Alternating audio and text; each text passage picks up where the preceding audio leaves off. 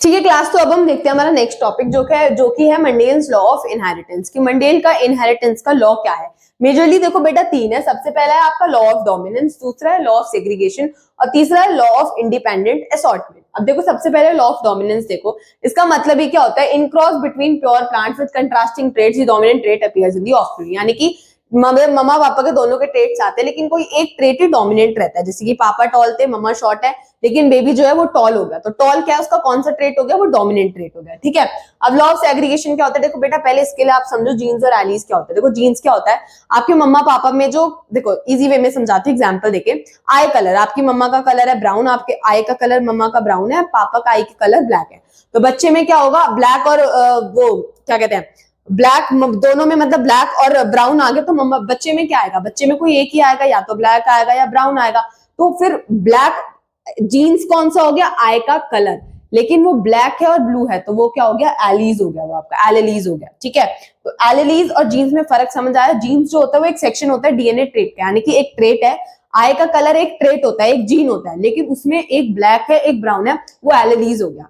तो एलेलीज क्या होता है, फॉर्म्स होती है जीन की, अलग अलग फॉर्म जो रहती है ना, जैसे टॉल शॉर्ट या फिर ब्राउन ब्लैक आई का कलर। तो ये, तो अब सेग्रीगेशन में क्या होता है कि जब गैमेट्स फॉर्म होते हैं तो दोनों एलेलीज जो होते हैं ना वो सेपरेट हो जाते हैं एक दूसरे से। यानी कि आपका गैमेट बना, जब गैमेट की फॉर्मेशन हुई, गैमेट बना, उसमें जो आपका जीन्स थे वो दोनों के थे, तो वो दोनों क्या हो जाएंगे, वो दोनों अलग अलग हो जाएंगे। ठीक है, तो एलेलीज अलग अलग हो गए, तो इसी को हम बोलते हैं लॉ ऑफ सेग्रीगेशन। अब आ जाओ लॉ ऑफ इंडिपेंडेंट असॉर्टमेंट। तो इसका देखो, inheritance of one character does not affect the inheritance of another. यानी कि दोनों में कोई एक ही दोनों इनहेरिट होते हैं, लेकिन कोई मेजरली कोई एक ही रहता है। तो एक कैरेक्टर का इनहेरिटेंस दूसरे कैरेक्टर के इनहेरिटेंस को वो नहीं करता, फर्क उससे नहीं पड़ता।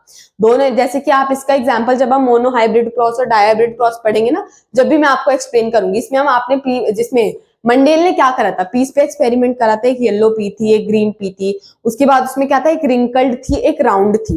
तो दोनों में कुछ भी आ सकता था, एक रिंकल्ड और येलो बन सकती थी, एक रिंकल्ड और ग्रीन बन सकती थी, राउंड और येलो बन सकती थी। तो एक के इनहेरिटेंस से दूसरे को फर्क नहीं पड़ा। यानी कि एक राउंड था और एक ग्रीन था, तो वो दोनों मिलके क्या बन गए, एक रिंकल्ड और एक येलो बन गया।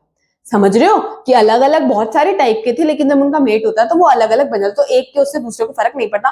डोंट वरी, अभी नहीं समझ आ रहा होगा, अभी हम सिर्फ डेफिनेशन पढ़ रहे हैं। जब मैं आपको डायग्राम के साथ समझाऊंगी तब आपको इजीली समझ आ जाएगा। अब हमने जीन्स और एलीज पढ़ लिया, अब हम आते हैं मोनो हाइब्रिड क्रॉस पे। मोनो हाइब्रिड क्रॉस क्या होता है कि study of inheritance in single trait. Single trait के अंदर एक क्या, कौन सी टाइप की इनहेरिटेंस होती है, वो मोनो हाइब्रिड क्रॉस में पढ़ते हैं। और डाई हाइब्रिड क्रॉस का मतलब होता है studies of inheritance in two traits at the same time. दो ट्रेट्स के अंदर जो इनहेरिटेंस होता है उसको हम डाई हाइब्रिड क्रॉस में पढ़ते हैं। ठीक है, अब हम देखेंगे नेक्स्ट वीडियो में इनके डायग्राम्स। तब तक के लिए इसको इजीली एक्सप्लेनेशन को समझो। Thank you.